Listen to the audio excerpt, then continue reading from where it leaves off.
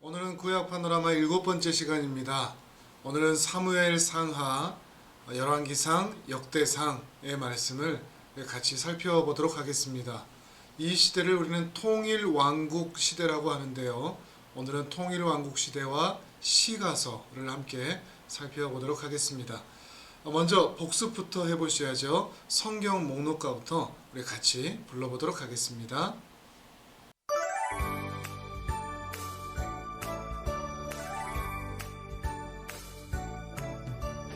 창세기, 출애굽기, 레위기, 민수기, 신명기, 여호수아, 사사기, 룻기, 사무엘 상하, 열왕기 상하, 역대 상하, 에스라, 느헤미야, 에스더, 욥기, 시편, 잠언, 전도서, 아가, 이사야, 예레미야, 애가, 에스겔, 다니엘, 호세아, 요엘, 아모스, 오바댜, 요나, 미가, 나훔, 하박국, 스바냐, 학개, 스가랴, 말라기.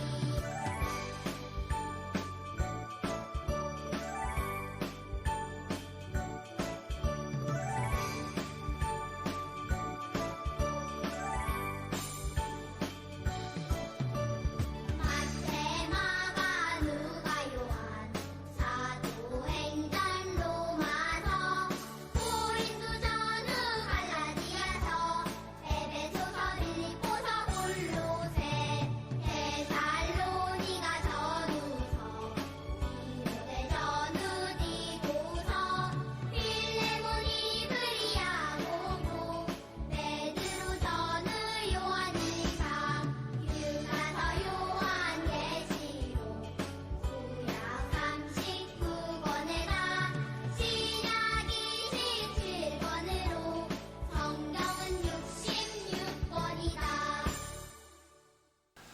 우리 창세기부터 복습을 한번 해보실까요? 모션 생각하면서 또 핵심 단어 생각하면서 우리 지난 시간 했던 것까지 같이 복습해 보도록 하겠습니다.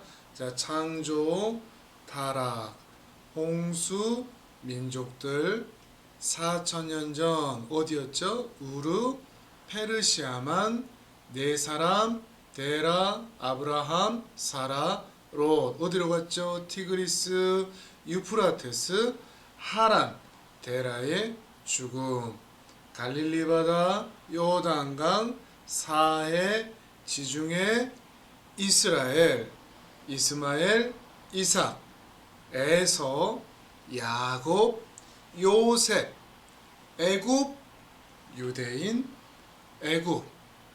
다음은 출애굽기죠. 400년부터 시작합니다. 400년 속박. 누구를 보내시죠? 모세. 뭐라고 얘기합니까? 내 백성을 보내라. 그러니까 바로가 안 돼. 뭘 주시죠? 열재앙, 유월절, 홍해를 건너고 시내산에 도착하고 율법, 성막을 받습니다. 자, 레위기죠. 레위인과 제사장, 오제사, 칠절기. 자, 민수기죠. 인구, 조사, 가데스, 바네아. 누구를 보냈죠? 12 정탐꾼. 그들의 결과가 방황 그리고 죽음. 자, 모압에 도착합니다. 모세 두 번째 율법 그리고 모세의 죽음. 다음 지도자는 여호수아죠. 여호수아, 요단강, 여리고, 분할, 정복, 남, 북. 이번에는 분할, 정착, 12지파. 그 다음은 사사기죠. 사사시대는 몇 년이죠? 400년이죠. 사사, 400년, 드보라, 기드온, 삼손, 각각 자기 소견에 옳은 대로 행하였더라. 그러나 오직 룻과 사무엘 외에는 사무엘에 대해서는 오늘 같이 공부하기 시작할 건데요. 지금까지 해왔던 것들이 모션을 통해서 또 핵심 단어를 통해서 좀 기억이 나십니까? 이 공부를 통해서 구약 시대의 큰 흐름을 그리고 지리적인 위치들을 이해하는 데 도움이 되었으면 좋겠습니다. 자, 창조 시대가 있었죠. 창세기 1장부터 11장까지죠. 족장 시대가 이어집니다. 창세기 12장부터 50장까지죠. 그리고 애굽에서 있었던 시대 400년 동안 있었습니다. 그리고 광야 시대가 40년 출애굽 1세대들이죠. 그리고 가나안 정복 시대 25년 가량, 그리고 사사 시대가 400년 가량이 됩니다. 그리고 오늘 우리가 함께 공부할 것이 바로 이 통일 왕국 시대입니다. 통일 왕국이 있으면 분열 왕국이 있다는 이야기도 되겠죠. 왕정이 시작된 시대를 말합니다. 통일 왕국에는 3명의 왕이 등장을 합니다.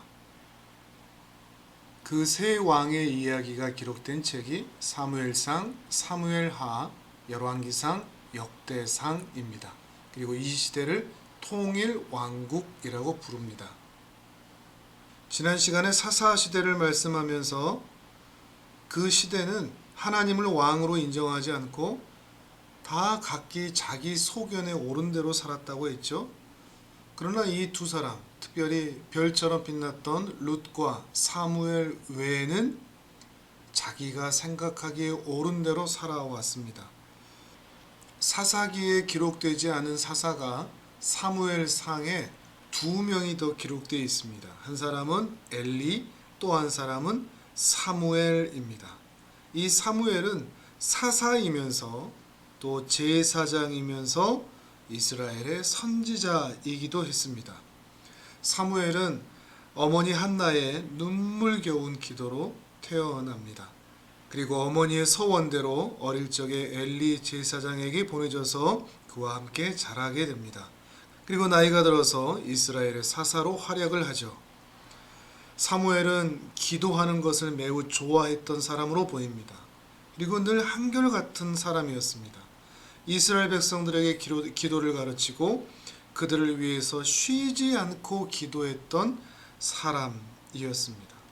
어두웠던 그 시대에 하나님의 사람으로서 한 줄기 빛처럼 빛나던 탁월한 지도자였습니다. 그런데 딱 하나 아쉬운 부분이 있다면 그의 자녀들입니다.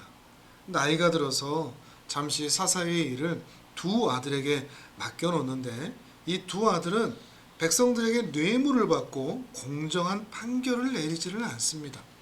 사사가 재판관인데 바른 재판을 하지 않고 어긋난 재판을 하기 시작하는 것입니다. 그리고 바로 이 일들 때문에 이스라엘 백성들이 사무엘에게 달려와서 왕을 세워달라고 요청을 합니다. 더 이상은 사사로는 안 되겠다는 것이죠. 특히 이웃 나라들을 보면서 왕정을 통해서 부강한 나라를 만들어가는 그 모습들을 매우 부러워했었는지 이스라엘 백성들이 더 이상 사사는 필요 없다. 왕을 우리에게 보내달라 하는 것입니다.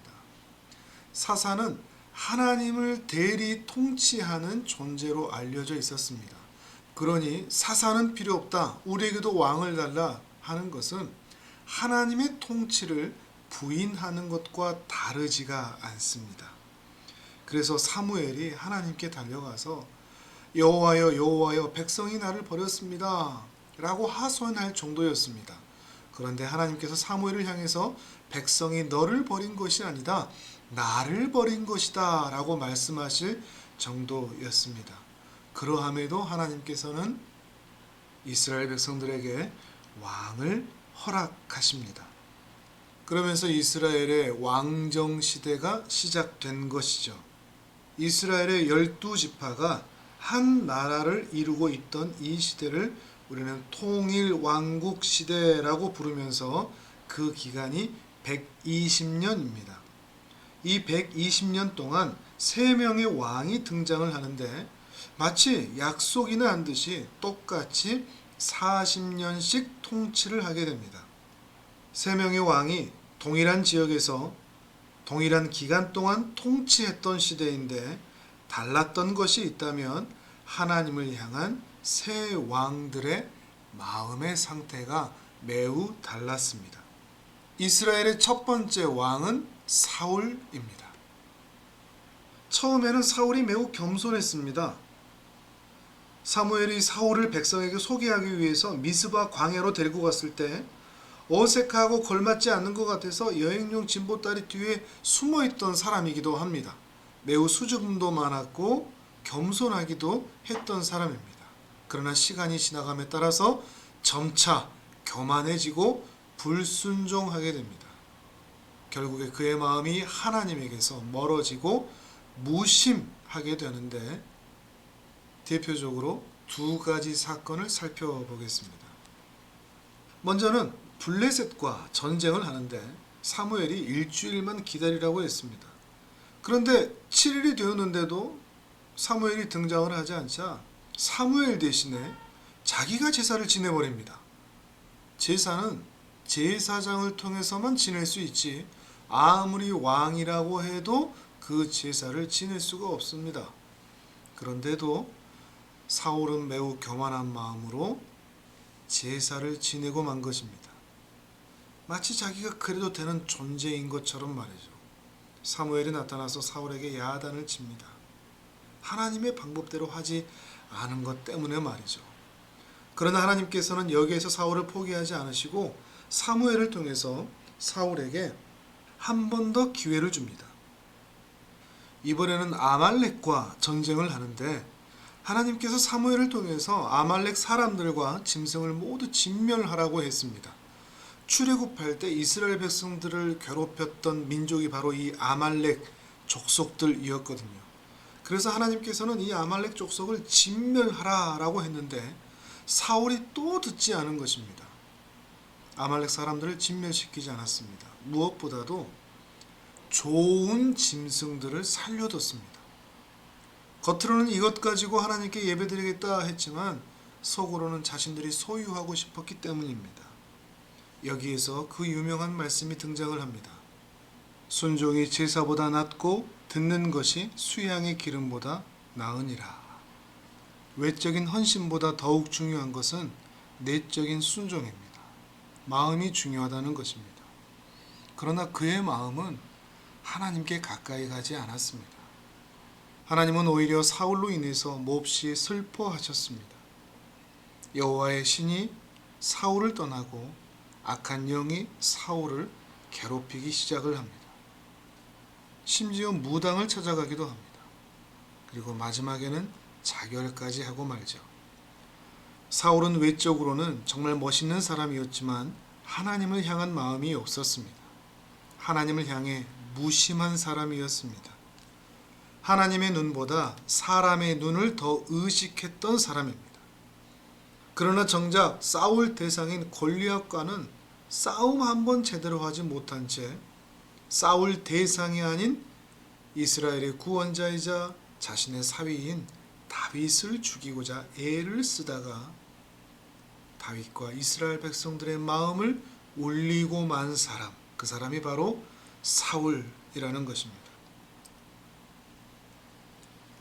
두 번째 왕은 다윗입니다. 하나님께서는 사울에게서 그 은혜를 거두셨습니다. 그래서 하나님은 사무엘을 통해서 새로운 왕을 준비하게 하십니다. 사무엘에게 사울 대신에 기름 부을 자의 집으로 가라고 하셔서 마침내 다윗의 아버지의 집인 이새의 집으로 갑니다. 거기에서 그는 얼굴이 잘생기고 멋진 이새의 첫 번째 아들 엘리압을 보고 나서는 여호와여, 제가 기름 부을 자가 이 사람입니까? 라고 묻습니다. 너무나 아름다운 외모를 가지고 있었기 때문입니다. 그러나 하나님은 그의 용모와 키를 보지 마라. 내가 보는 것은 사람과 같지 아니하니 사람은 외모를 보거니와 나 여호와는 중심을 보느니라 라는 말씀을 주십니다. 하나님은 항상 사람의 중심을 보십니다. 첫째부터 일곱째까지 모두 보았으나 그 누구도 하나님께서 기름 부을 자가 아니었습니다. 아버지 이새도 말하지 않던 막내 아들이 또 있었습니다. 그는 지금 양을 치고 있었습니다. 그가 바로 다윗이었습니다. 이 다윗에 대해서 이렇게 설명을 합니다. 그의 빛이 붉고 눈이 빼어나고 얼굴이 아름답더라. 하나님께서는 사무엘을 통해서 다윗에게 기름을 붓습니다. 그러나 그의 외모로 인하여 기름을 부은 것이 아니라 그의 중심을 보시고 하나님은 기름을 붓습니다. 그의 중심이 어떠한가를 가장 잘 드러낸 사건이 무엇인가 하면 골리앗과 다윗의 싸움이었습니다. 블레셋에 골리앗이 전쟁을 걸어오는데 키가 무려 2m 90입니다. 갑옷이 57kg가 됩니다. 근데 이 골리앗이 하나님을 욕을 합니다. 그런데 문제는 이스라엘의 골리앗과 맞서 싸울 상대가 없었다는 것입니다. 사울왕도 수많은 장군들도 병사들도 꿀먹은 벙어리가 되어 있습니다. 40일 동안 하나님의 이름이 모욕을 받습니다. 바로 그때 이 다윗이 등장을 합니다. 이 다윗이 전쟁을 하려고 온 것이 아니고 다윗 아버지 이새가 다윗을 불러서 형들에게 도시락을 갖다 주라고 이 전쟁에 보낸 것이었습니다. 형을 만나서 도시락을 전해주다가 이 골리앗이 하나님 모욕하는 소리를 듣고서 이 다윗이 참을 수가 없었습니다. 그래서 자기가 싸우겠다고 합니다. 그런데 누가 봐도 이건 싸움이 안 됩니다. 사울 왕조차도 처음에는 말렸습니다. 그런데 다윗이 그 뜨거운 열정으로 하나님을 향한 그 마음을 드러내자 사울도 양보를 해줍니다. 자기의 갑옷도 입혀줍니다. 그러나 그 갑옷이 맞을 수가 없습니다. 아직 소년이었기 때문입니다. 오히려 자기에게 익숙한 막대기와 돌멩이 5개를 주머니에 넣고 골리앗을 향해 전진합니다. 그때 이런 이야기를 하죠. 너는 칼과 창과 단창으로 내게 나아오거니와 나는 만군의 여호와의 이름 곧 내가 모욕하는 이스라엘 군대의 하나님의 이름으로 내게 나아가노라 라고 이야기하면서 다윗이 던진 물매를 통해 정확하게 골리앗의 이마에 박히고 쓰러지고 다윗이 칼로 그의 머리를 베어 승리를 합니다. 하나님의 이름, 하나님의 명예를 위해서 자신의 목숨까지도 내어놓을 수 있었던 그 다윗이 전심으로 하나님을 사랑했던 사람, 하나님의 마음에 합한 자였던 것입니다. 그리고 그 중심을 하나님께서는 보시고 기름을 부으셨던 것이죠. 이스라엘 백성들 모두가 환호를 합니다. 그래서 노래까지 만들어졌습니다. 사울이 죽인 자는 천천이다, 천의 천이다. 그러나 다윗이 죽인 자는 만의 만이다, 만만이다. 이 광경을 본 순간 사울이 돌아버립니다. 그때부터 다윗을 경계하고 죽이려고 합니다. 사울이 처음부터 다윗을 미워했던 것이 아닙니다. 자신보다 더 이스라엘 백성들에게 인기가 있고 자신의 왕위를 빼앗길 수 있고 혹 자신의 아들에게 이 왕위가 흘러가지 못할 것에 대한 두려움으로 인해서 이 사울은 다윗을 죽이고자 한 것입니다. 먼저 이 도표를 보시면요. 사무엘상에는 두 사람의 이야기가 나옵니다. 1장부터 7장까지는 사무엘의 이야기가 나오고 8장부터 31장까지는 사울의 이야기가 등장을 합니다. 그리고 사무엘 하에는 다윗의 이야기가 나옵니다. 다윗은 사무엘상 16장에서 다음 왕으로 사무엘 선지자에게 기름 부음을 이미 받았지만 사울이 통치하는 동안에는 도망 다니는 신세가 됩니다. 그 과정이 참 눈물겹습니다. 힘든 일을 참 많이 경험하고 연약한 모습을 보이기도 하며 그 가운데서도 하나님을 위해 또 이스라엘을 위해 싸우는 모습도 우리는 자주 보게 됩니다. 그리고 자신을 죽이려고 하는 이 사울 왕을 2번이나 죽이지 않고 살려준 적이 있는 일화도 등장을 합니다. 이러한 우여곡절 끝에 사울 왕이 죽고 다윗이 드디어 왕이 됩니다. 다윗이 왕이 된 이후로는 더 이상 그를 죽이려고 하는 자가 없기 때문에 아주 잘 나갑니다. 승승장구합니다. 이스라엘의 국경이 갈수록 넓어집니다. 그리고 이제 더 이상은 자신이 전쟁을 나가지 않아도 될 때가 옵니다. 자신도 평안하고 백성들도 평안합니다. 그러던 어느 날 사무엘하 11장에 보면 하루는 다윗이 부하들을 대신 전쟁에 보내고 자신은 전쟁에 나가지 않고 낮잠을 잤습니다. 잠을 자다가 왕궁을 걷고 있는데 어떤 여인이 목욕하는 것을 보고 정욕이 발동합니다. 저 여인이 누구냐? 다윗이 신하에게 물어봅니다. 그때 신하가 남편이 있는 사람입니다. 지혜롭게 대답을 하죠.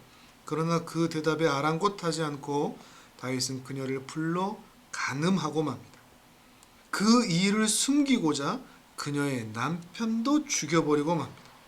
그리고 그 사이에 아이가 생길 때까지 그것을 숨깁니다. 그 여인이 밧세바였습니다. 다윗을 사랑하는 하나님께서는 나단 선지자를 통해서 그의 죄를 들추어 내십니다. 그리고 지적하십니다. 아이를 출산할 때까지 다윗은 큰 마음의 죄책도 그리고 회개도 하지 않은 것으로 보입니다.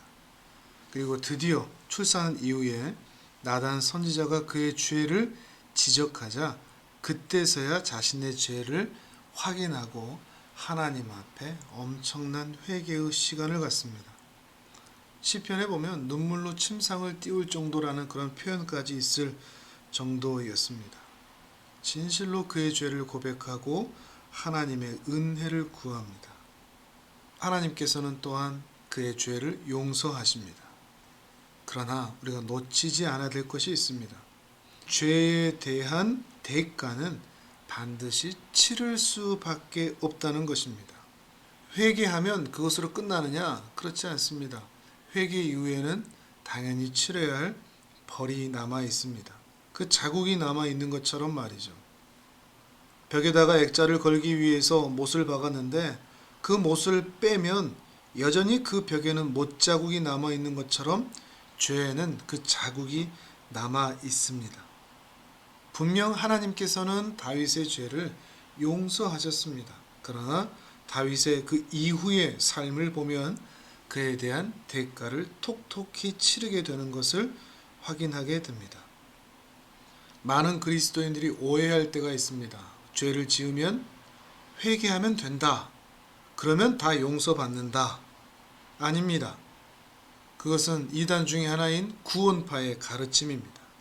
우리는 모두 용서받지만 하나님께서 그래서 우리를 의인으로 대우하시지만 그에 대한 대가는 반드시 치러야 합니다. 그러니 여러분, 죄를 짓지 않기 위해서 애를 써야 합니다. 항상 깨어 있어야 됩니다. 선질로 생각하는 자는 넘어질까 조심하라고 했습니다. 딴 사람도 아니고 다윗같이 하나님이 합한 사람, 하나님께 전심이었던 사람도 넘어지는 모습을 보지 않습니까? 우리는 정신 바짝 차리고 항상 조심하고 항상 기도하고 항상 경건에 힘써야 합니다. 혹 넘어지지 않을까? 나의 말에 실수가 있지 않을까? 의도치 않게 상처받은 사람이 내 주위에 있지는 않을까? 그래서 내가 살아가는 공간이 그리고 우리 가정이 우리 교회가 우리의 일터가 거룩한 공동체가 되도록 노력해야 합니다.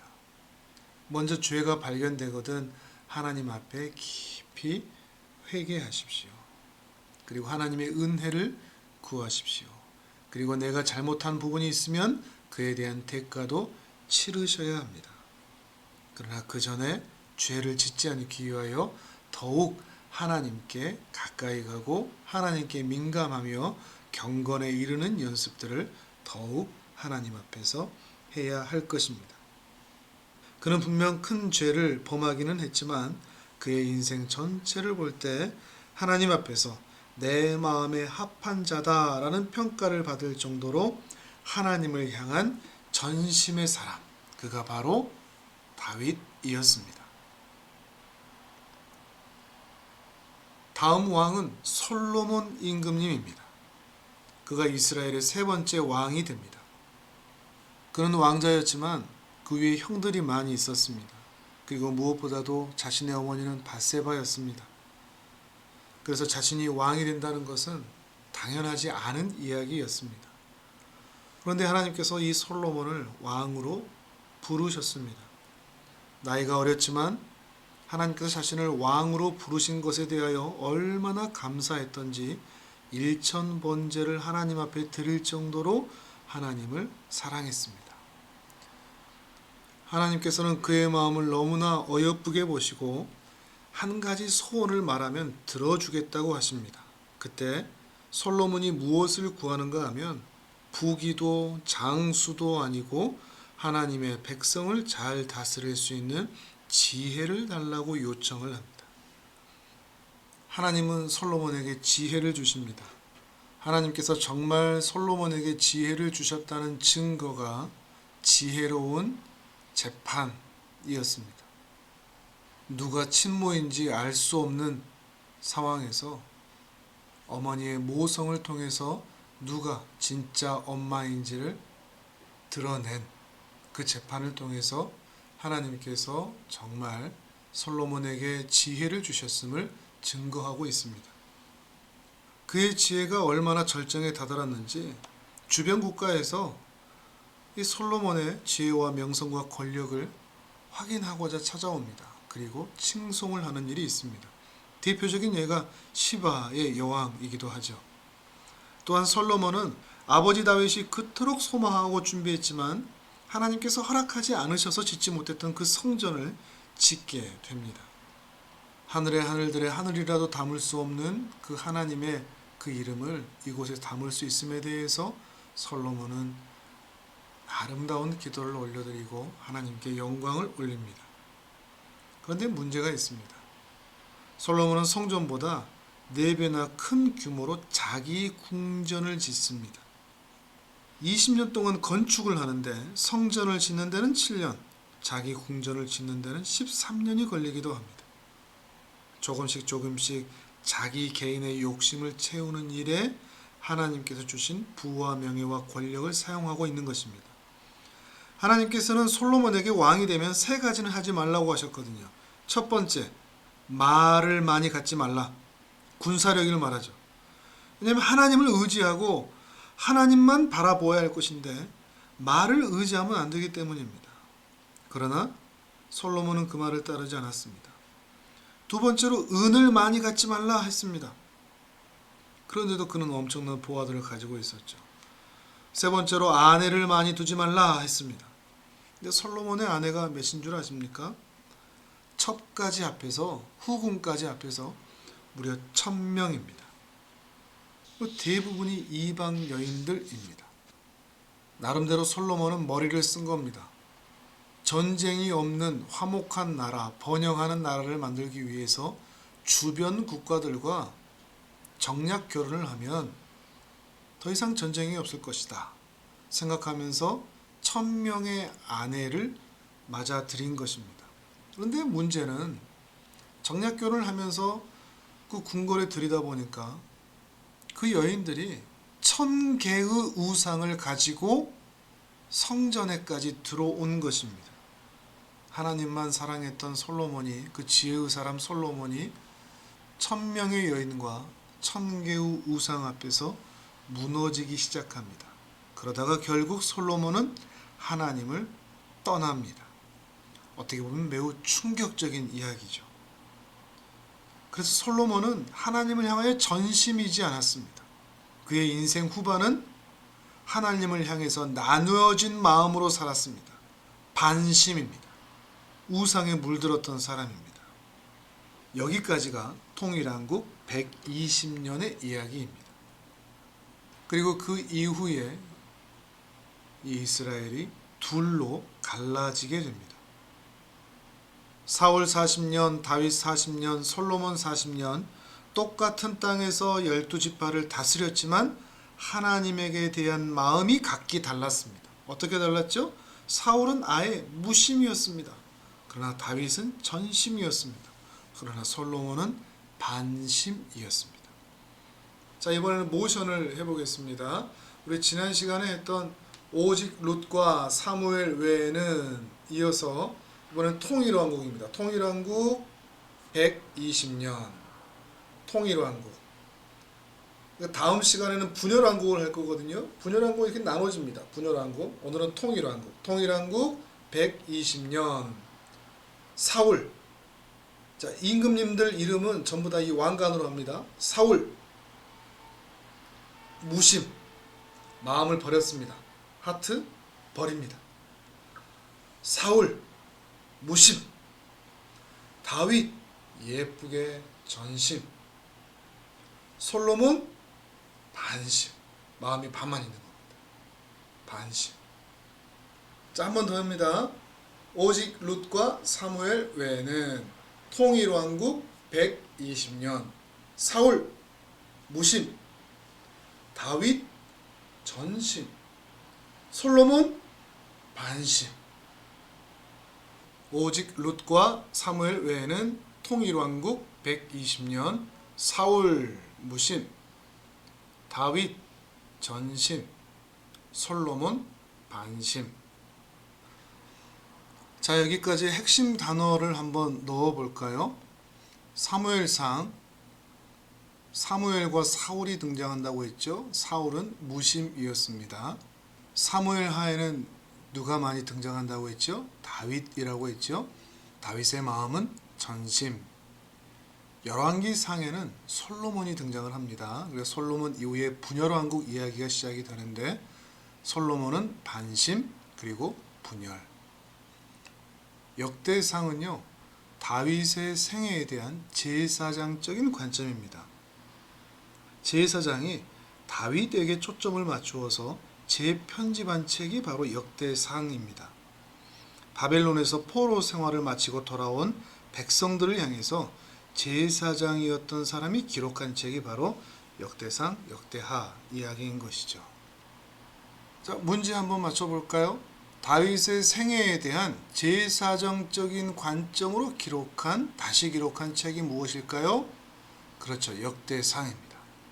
자, 다윗의 통치 이야기, 다윗이 왕되어 통치한 이야기가 어느 책에 나옵니까? 그렇습니다. 사무엘 하에 나옵니다. 사무엘이 사울을 왕으로 기름 부은 그 사건이 있는 책은 어떤 책이죠?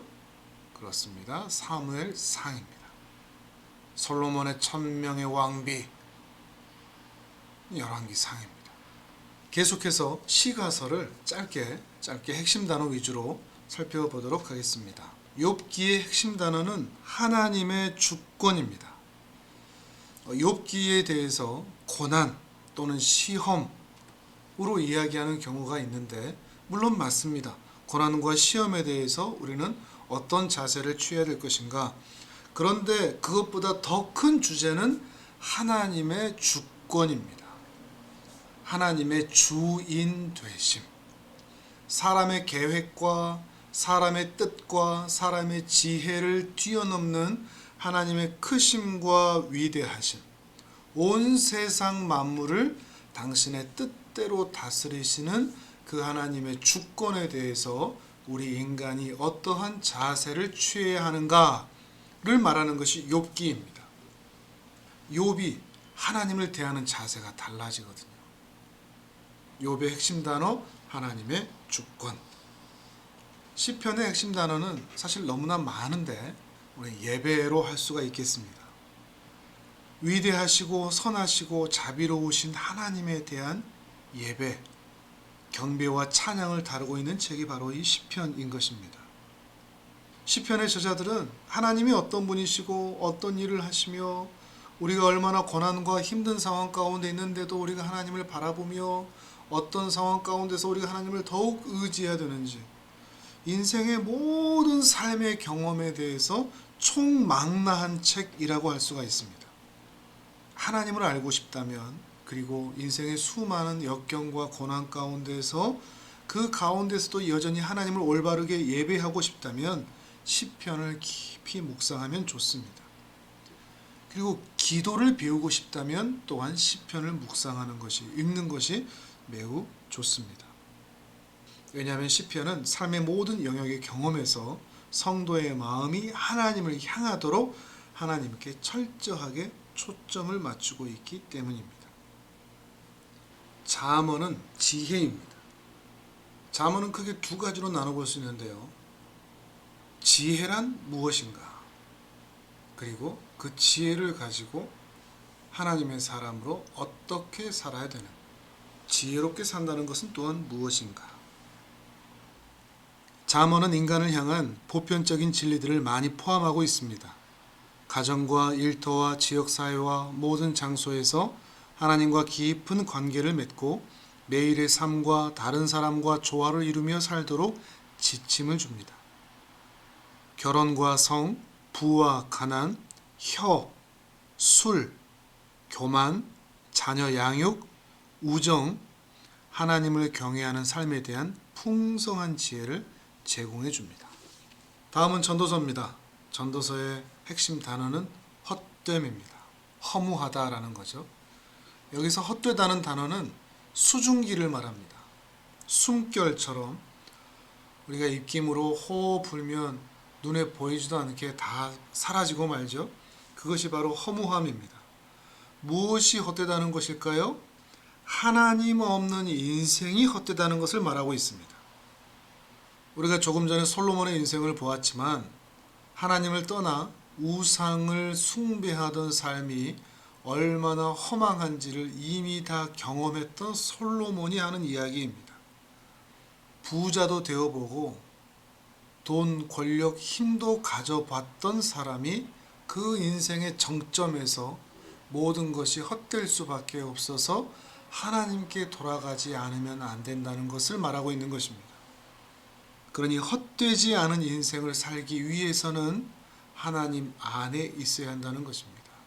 여호와를 경외하는 것이 유일한 지혜요 인생의 참 의미를 발견하는 것이라는 사실이죠. 그러니 전도서는 하나님을 경외하며 그 명령을 따라 사는 것이 우리가 인생을 헛되게 살지 않는 길이라는 것을 강력하게 솔로몬의 입으로 호소하면서 교훈하고 있습니다. 다음은 아가서입니다. 아가서는 아가들이 있는 책이 아니라 사랑의 노래라는 뜻입니다. 노래 중에 노래, 사랑의 노래. 그게 아가입니다. 특별히 부부간의 사랑을 많이 다루고 있는데요. 근데 독특한 것이 있습니다. 유대인들은 6월절이 되면 낭독서로서 이 아가서를 선택했습니다. 왜냐하면 이 책을 읽으면서 애굽의 노예 생활에서 해방된 이유가 자신들을 사랑한 여호와의 사랑이라는 것을 상기시키려 했기 때문입니다. 이러한 이유로 인해서 유대인이나 교회의 전통은 이 아가서를 여호와 하나님과 그분의 백성 간의 사랑으로 해석하기도 합니다. 또한 신약 백성들은 그리스도와 교회의 사랑으로 해석하기도 하죠. 이것은 하나님과 우리 사이가, 그리고 성도와 성도의 사이가, 그리고 남편과 아내의 사이가 모두 같은 사랑으로 기원된다는 것을 분명히 보여주고 있는 것입니다. 부부간에 이렇게 사랑했으면 좋겠습니다. 그리고 하나님과 우리가 이렇게 사랑했으면 좋겠습니다. 하나님은 이미 우리를 사랑하시기 때문에 이제 우리만 그렇게 사랑하면 될까요? 하나님과 우리의 사랑, 그것이 더욱더 아름답게 꽃피우고 빛나는 사랑이기를 바랍니다. 자, 핵심 단어 다시 한번 볼까요? 욥기는 하나님의 주권, 시편은 예배, 잠언은 지혜, 전도서는 헛됨, 아가서는 부부간의 사랑. 이 시가서의 관점을 한번 보시겠습니까? 욥기를 통해서 하나님의 주권을 인정합니다. 하나님의 주권을 깨닫는 것은 우리로 하여금 예배하게 만들죠. 그리고 또한 이 예배는 하나님을 경외하는 지혜로운 마음을 일으킵니다. 그리고 그 지혜는 여호와를 경외하는 것이 지혜의 근본이어서 그 지혜는 인생의 공허함을 극복할 수 있으며 오직 여호와 한 분으로 인하여 만족하는 삶을 살 수가 있고 우리의 일상에서 또 우리 부부간에 우리 가정 안에 또 우리 교회 안에 그 사랑이 실천되는 실현되는 재현되는 삶을 살 수가 있게 됩니다. 오늘은 통일왕국까지 공부를 했습니다. 여러분에게 많은 도움이 되시면 좋겠습니다. 제 손에 책 한 권이 들려져 있죠. 디모데 성경연구원에서 나온 이 구약 파노라마 교재인데요. 이 책 한 권만 있어도 지금까지 공부했던 것 다시 한번 확인해 볼 수가 있을 겁니다.